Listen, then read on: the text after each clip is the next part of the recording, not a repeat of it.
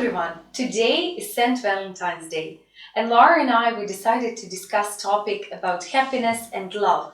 Because people are happy when they are successful, and they are successful when they are happy. It's really ambiguous if people think that, happiness and success are not correlated and they don't go together. People think in different ways, and they are of different opinions. Some people believe that happiness, it's like, tons of bags with money. Some people believe that these are just possessions, but it's really poor thoughts. So let's discuss today how to be happy. Laura prepared for us nuggets of information, the most important, the most significant, what we can take from today and implement into our everyday life, so everyone would live happily ever after. Hello, Laura. Hello. Yes. So, my question is, what do you think are benefits from being happy and leading a happy life?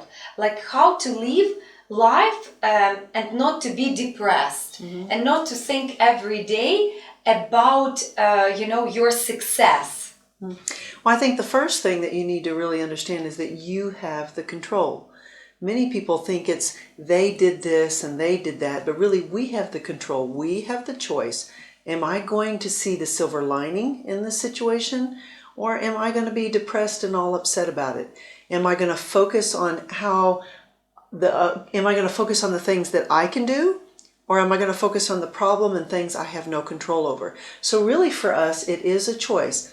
I choose to look at the happy things, the good things, the silver lining, instead of looking and focusing on the problem, which is always going to make me feel sad, depressed, and angry.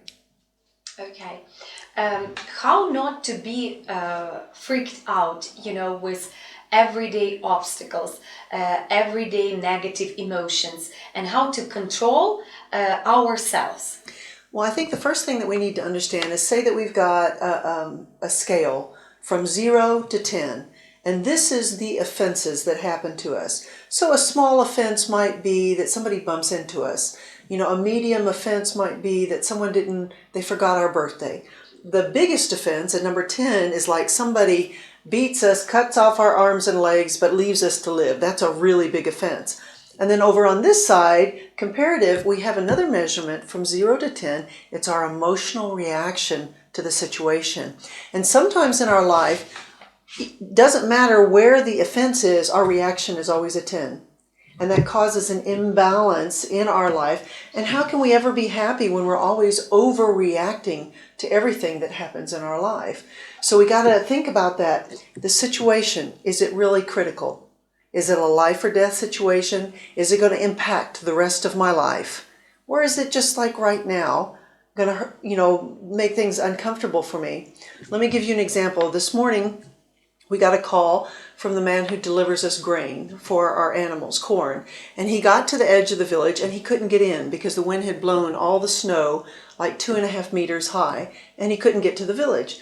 So I took some men in my car, and my husband took the tractor and the trailer and a couple men, and we headed across the village to meet him.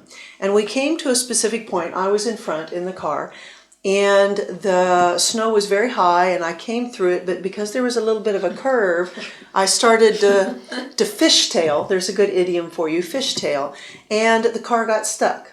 Now, I had a choice. Do I freak out? Do I go crazy? Do I panic? Or do I stop and think, wait a minute, this is not a critical situation. My husband's just a couple minutes behind me. He's on the tractor which has a lot of power, and he pulled right in front of me. We hooked up a strap, and then he pulled me right out. No problem whatsoever. So in that situation, I had a choice. What was I going to do? What is the kind of offense and situation, and what is my reaction to it? We can only control ourselves. We can't control the people around us, and many times we can't control the situations around us. So we have to control ourselves.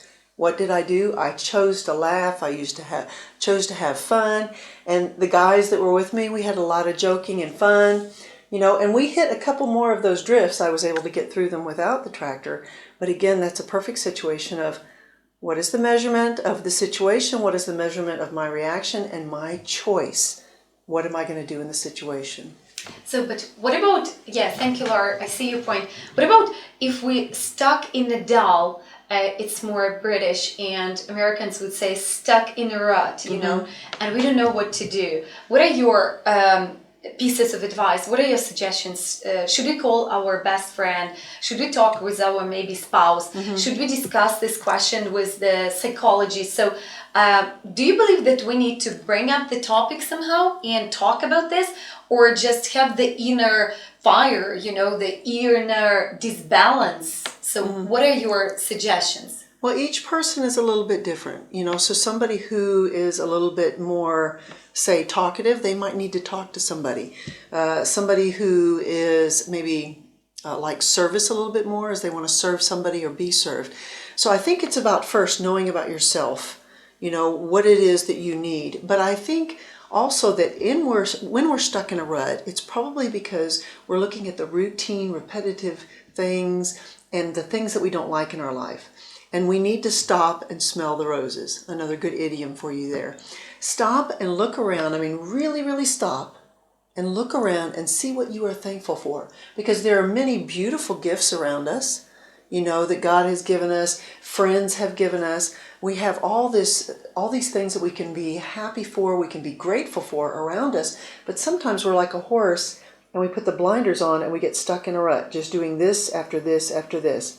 Now, sometimes we do need to change our routine, you know, maybe get up and go take a walk, or, you know, go eat at a different restaurant, or call a friend that you haven't talked to in a while.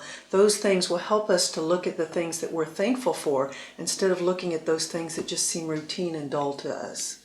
Okay, thank you very much. What about alleviation of, you know, negative stuffs around us? How to alleviate all those negative emotions which, you know, trigger us and push us to certain actions, like negative actions? Well, one of the things that we need to think about is we do have triggers in our life, and they're connected to situations in our history. So like when I was a child, I had very bad allergies, and my parents took my dog and gave it to another family because it caused problems for me. So I have this little emotional suitcase, and I put all the emotion in there from that situation. Later on in life, I had another situation that involved a dog, and I put more emotion in there. So finally, after many years, I meet my husband, we get married, and he says something about the dog that is totally normal, but it hits my trigger. I open up that suitcase and I just beat him all over the place with that emotion from all those situations. And he is like totally shocked, like, what is going on? I don't know what's happened. Did I marry a crazy woman, you know?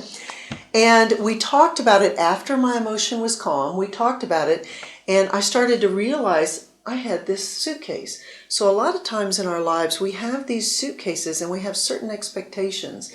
And sometimes we have an expectation that we don't tell somebody about. And then we get mad that they don't meet our expectation, and they're clueless. So one, we need to stop and think, what is my expectation? Is it realistic? Have I told the other person what the expectation is? And how much of it is my problem, not the other person's problem? Because a lot of times it's really about our reaction. So we need to kind of look at ourselves first before we start pointing the finger. We have kind of a joke or a phrase, you know, when you point at somebody and say it's their fault, you've got 3 fingers pointing back at yourself. At yourself. Yeah. Yes, that's a really good point. Thank Yeah. you for sharing. What about, can it be wacky for someone when you are happy and you see happiness around yourself, and some strange things make you happy, like wacky, I mentioned before. And for other people, it's they don't, they take it seriously, you know? Yeah. Well, for me, a lot of people probably think it's really wacky, but I love my pigs. I mean, I go into the barn and each one of my girl pigs, my sows, have personalities and they respond to me differently. You know, I can just step in and say, hey girls, and they look up at me, they're happy to see me, you know. So for me, I love my animals, and that seems really crazy to some people, but it gives me joy. And that's where each one of us needs to think about what really gives us joy. Because there's also a misinterpretation of what brings us happiness. A lot of people think it's possessions. If I make more money, if I buy more things. Now let me tell you, there's not one person on their deathbed that has said, I wish I had a new car. It's wacky. Yeah. Now, I've been around a lot of people who have been dying, especially from trauma when I was working as a firefighter, a police officer, and on an ambulance. And none of them said that. Another thing is about power. Some people think that if I have the power, I'm the boss, that I'm going to be happy. But that's not true. Another one, they think their position. I'm popular. You know, everybody's doing what I'm doing. Everybody's wearing the clothes that I'm wearing. But that fades because people's fashion sense, you know, what they like, it changes in a second. Another one is... maybe spending a power. Fortune. Maybe spending a fortune. fortune. That's the possession. Shopping, you know, all these stuff. Because all those things are going to pass away. And like I said, someone on their deathbed is not going to say, man, I wish I had another car, or I wish I had been the boss longer. No, you know what they're really going to say? I wish I'd spent more time with my family. Because really, it's about those people around us that we love and that loves us that gives us the happiness. Peace gives us happiness. Joy, which is a little bit different than happiness. Joy is down deep inside, and it doesn't matter what your situation is. Mm-hmm. Happiness sometimes is about your emotions. Mm-hmm. Patience, kindness, goodness, gentleness, faithfulness, loyalty. All of those things are what's really important. And people on their deathbed, they talk about those things. You know, my wife was so loyal to me. I wish I had more time with my children. You know, I wish I would have told people how I felt about them, you know, instead of waiting until I'm dying. You know, and we have this story about on your tombstone, your gravestone, you would have your name and Laura. She was born in this year and she died in this year. And between those 2 years is a dash. And really life is about that dash. What are you going to do with the dash? Are you going to love people and be kind and gentle? Or are you going to be very critical and harsh? You know, you think that nobody wants to be around you. I was talking to a girl not too long ago, and she was like, no one wants to be around me. I have no friends. And I was like, let me tell you the truth, girl. You're very critical. You're very negative. Who wants to be around that? Yes. You know? So really the things that we want in life, we have to project. What we plant is what we harvest. You want people to respect you, respect other people. You want people to value your opinion, value other people's opinion. You want someone to listen to you, listen to somebody else. Because we set the stage and we are in control of this planting and of this harvesting. So what do we want? Sometimes we say we want this, but we do this and we're shocked that we don't get what we want. We plant pumpkin seeds, you know, and we want corn, and we're upset we get corn and not pumpkin. You know, so we kind of have to stop and think about, what am I planting?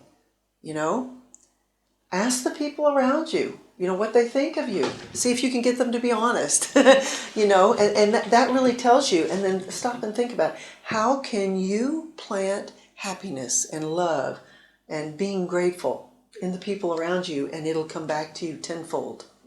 Mm-hmm. Yeah, I would like you to leave us in comments, for me and Laura, which we would read later on, which tangible and intangible things in your life make you happy, and why. Yeah. So as for me, I'm happy when I'm more engaged in different activities, then I work, create something, so it's more intangible. But sometimes I enjoy going shopping and buying some trifles for myself. And these trifles are considered to be tangible things, which make me happy, but only, unfortunately, for a minute, you know, for a short period of time, which I wouldn't say about intangible. Spending time together with my friend Laura makes me happy. And this time I can't say that it's flying by forgotten, because I remember all what we were teaching together. I remember every single discussion with Laura. I remember my diary notes. So it's really significant to remember in your life. Thank you very much for watching us today.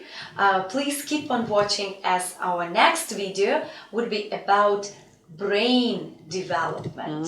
How to develop your memory. Yeah.